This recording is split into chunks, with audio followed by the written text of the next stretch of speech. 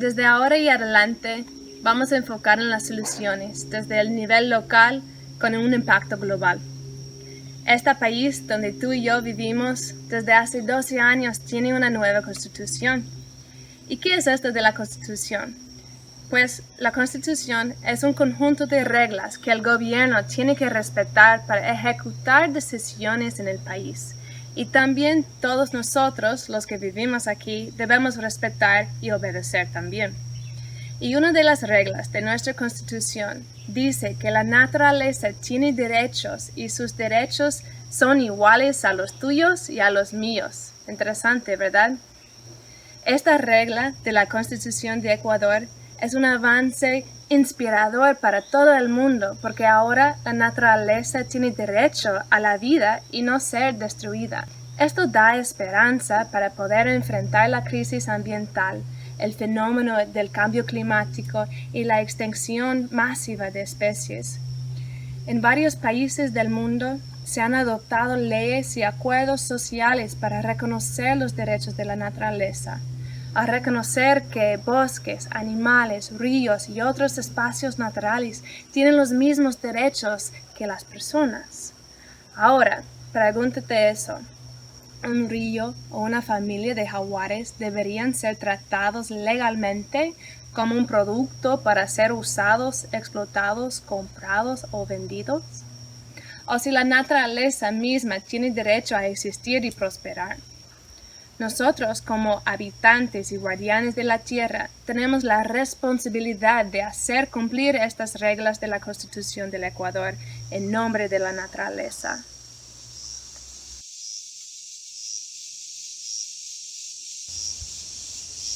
Hace poco el pueblo guaraní de Pastaza ganó un juicio histórico en un tribunal ecuatoriano que protegía más de 200,000 hectáreas de su territorio que sería destinado a la perforación petrolera de la selva amazónica, sin el permiso de los pueblos.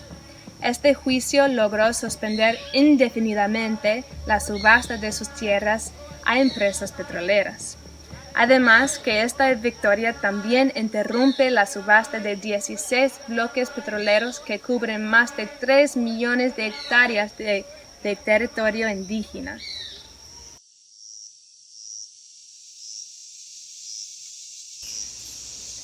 Fue una verdadera batalla legal para proteger la cabecera del río Aguarico, uno de los ríos más grandes e importantes de Ecuador. Este juicio, iniciado por la comunidad Cofán de Sinangué, logró anular 52 concesiones mineras que habían sido otorgadas por el gobierno sin el permiso de la nacionalidad Cofán. Al final del juicio, se logró liberar más de 32,000 hectáreas de bosque lluvioso primario del devastador impacto ambiental y cultural que provoca la minería del oro. Las autoridades aceptaron las pruebas de impactos ambientales mostrados por la comunidad de Sinangué y acusaron al gobierno de no haber consultado a la nacionalidad Aicofán. Sinangué denunció las operaciones mineras por haber afectado los derechos indígenas del agua y alimentación y un medio ambiente sano.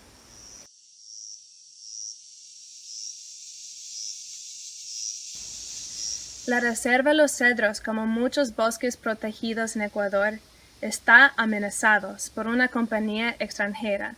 Los cedros protegen más de 200 especies que enfrentan un alto riesgo de extinción, 5 de las cuales están consideradas en peligro crítico por el gobierno ecuatoriano.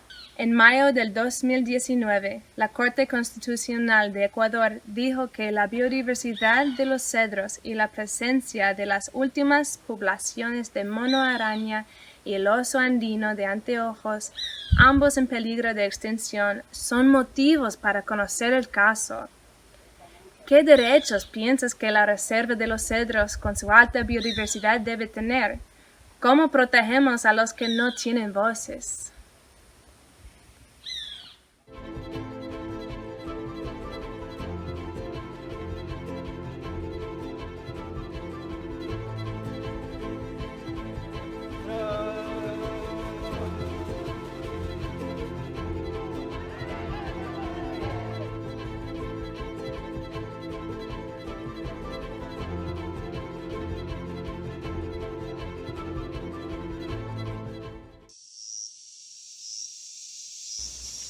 Un corredor biológico es una gran ayuda a la fragmentación y surge con la necesidad de unir y devolver la diversidad a los pequeños parches de bosque que quedaron después de que selvas han sido colonizadas. Un parche de selva que aún conserva diversidad está en serio peligro de desaparecer en el futuro. ¿Por qué? Por ejemplo, los monos que viven en un parche de selva que se están reproduciendo y viviendo solo en este pequeño pedazo de selva. Con los años, los mismos monos estarían reproduciendo entre monos del mismo clan familiar. Esta forma de reproducción ocasiona que las nuevas crías de monos sean débiles y propensas a enfermedades. Los corredores biológicos son necesarios para que exista interacción entre diferentes clanes de especies. Este intercambio crea nuevas crías fuertes y resistentes a enfermedades. Y por eso, si en tu finca tienes parches de selva, hay que empezar a pensar cómo unir este parche de selva de tu vecino y luego con del siguiente vecino y así sucesivamente hasta tener un largo corredor biológico.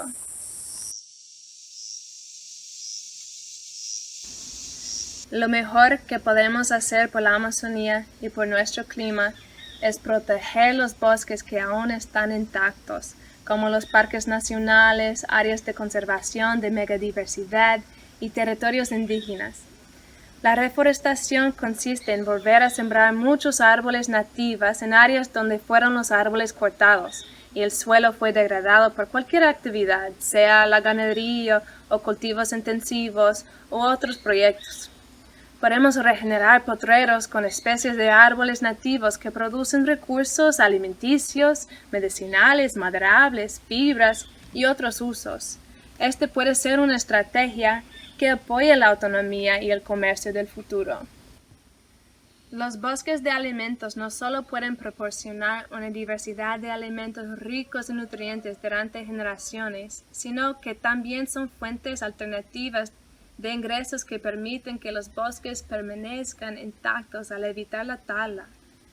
Reforestar ahora puede ayudarnos a reducir las emisiones de CO2, bajar las temperaturas, conservar la humedad, proporcionar alimentos y atrapar el carbono en la biomasa viva y los suelos saludables. Las Naciones Unidas han declarado que esta década sea la década de la restauración de ecosistemas porque es así de urgente. Hay muchísimos proyectos, organizaciones, comunidades e individuos locales a la Amazonía que trabajan para intercambiar conocimientos sobre la agroforestería, especies de plantas y posibles soluciones. Así que, ¿tú quisieras ser parte de las soluciones?